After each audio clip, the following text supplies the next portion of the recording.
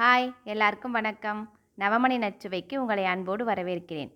இன்றைக்கி நம்ம செய்ய போகிறது வீட் கார்லிக் பட்டர் நான். அதுக்கு கோதுமை மாவு 1/2 கிலோ எடுத்திருக்கேன். அதில் baking soda 1/2 teaspoon, baking powder 1 teaspoon, தயிர் 1/4 கப்பு, உப்பு தேவையான அளவு, இதெல்லாம் சேர்த்து நல்லா ஒன்றா மிக்ஸ் பண்ணிவிடுங்க. இந்த மாதிரி மிக்ஸ் பண்ணதுக்கப்புறமா கொஞ்சம் கொஞ்சமாக தண்ணி விட்டு சப்பாத்தி மாவு பதத்துக்கு பிசைஞ்சு எடுத்துக்கலாம்.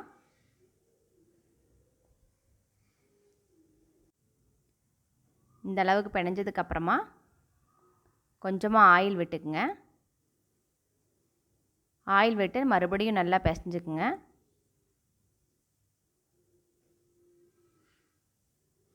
இந்த மாதிரி நல்லா பிசைஞ்சிட்டு ஆயில் 1 டீஸ்பூன் ஊற்றிட்டு ஒரு வெட் கிளாத் போட்டு 3 மணி நேரம் ஊற வச்சிடலாம். நல்லா ஊறட்டும். இப்போ 3 மணி நேரத்துக்கு அப்புறம் பார்க்கலாம். மாவு நல்லா ஃப்ளஃபியாக வந்துடுச்சு. இந்த மாவை கொஞ்சம் நேரம் பிசைஞ்சிட்டு நல்லா எவ்வளோ தூரம் பிசைகிறீங்களோ அந்த அளவுக்கு நான் நல்லா சாஃப்டாக கிடைக்கும்.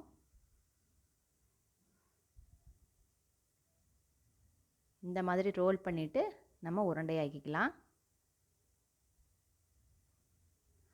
மீடியம் சைஸ் உருண்டையாக எடுத்துக்கோங்க. எல்லா மாவையும் உருட்டி எடுத்தாச்சு. உருட்டுறதுக்கு முன்னாடி இந்த மாதிரி நல்லா ஃபோல்ட் பண்ணிக்கோங்க. இப்போ உருட்டி எடுத்துக்கலாம். கொஞ்சம் வரமாவு போட்டுக்குங்க. போட்டு ப்ரெஸ் பண்ணிவிட்டு நல்லா உருட்டி எடுத்துக்கலாம். நீங்கள் ரவுண்ட் ஷேப் வேணாலும் உருட்டிக்கலாம், நீளமாக வேணாலும் உருட்டி எடுத்துக்கங்க.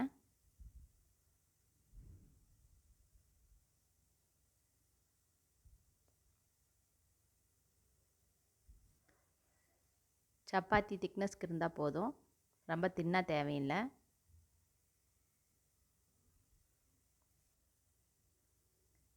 இது மேலே கொஞ்சமாக தண்ணி அப்ளை பண்ணிக்கங்க.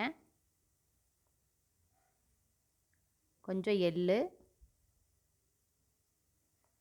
கொத்தமல்லி தழை, பூண்டு நல்லா நசுக்கி வச்சுருக்கேன், அதை போட்டாச்சு. இது நல்லா கொஞ்சம் ப்ரெஸ் பண்ணி விட்டுருங்க.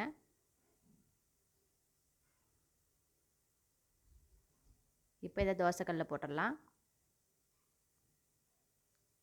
தண்ணி மேலே அப்படியே கொஞ்சம் தெளித்து விடுங்க. தண்ணி தெளிச்சிங்கன்னா நல்லா உப்பி வரும்.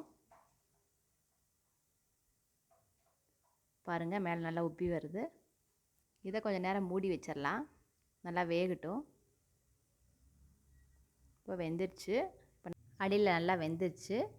இப்போ மேல் பாகம் வேகிறதுக்காக திருப்பி போட்டு இப்படி வேக வச்சு எடுத்துக்குங்க. மேலே லைட்டாக இந்த மாதிரி ப்ரௌன் ஆனதுக்கப்புறம் எடுத்துடுங்க. இது மேலே பட்டர் அப்ளை பண்ணிக்கலாம். நல்லா சாஃப்டான வீட் பட்டர் நான் ரெடி ஆயிடுச்சு. இதே மாதிரி இன்னொன்று செஞ்சு காட்டுற பாருங்கள்.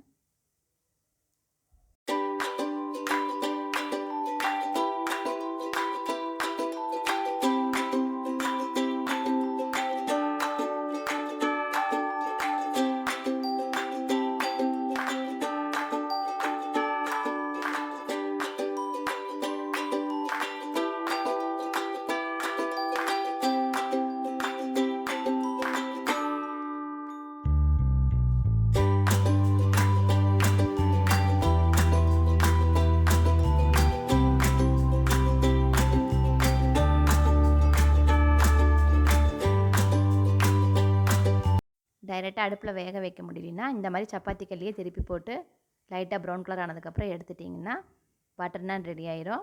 மைதா மாவில் செய்கிறத விட கோதுமை மாவில் செஞ்சிங்கன்னா நல்லா சாஃப்டாக இருக்குது. மைதா மாவில் செய்யும்போது ஆறுனதுக்கப்புறம் ஜவ்வு மாதிரி ஆகிடுது. கோதுமை மாவில் நல்லா சாஃப்டாகவே இருக்குது. அதனால் இந்த மாதிரி நீங்களும் செஞ்சு பாருங்கள். உங்களுக்கு பிடிச்சிருந்தா லைக் பண்ணுங்கள், ஷேர் பண்ணுங்கள். இந்த சேனல் இன்னும் நீங்கள் சப்ஸ்கிரைப் பண்ணினா மறக்காமல் சப்ஸ்கிரைப் பண்ணிவிடுங்க. உங்களை அடுத்த வீடியோவில் சந்திக்கிறேன். இங்கே எதுவும் சுவைக்கும்.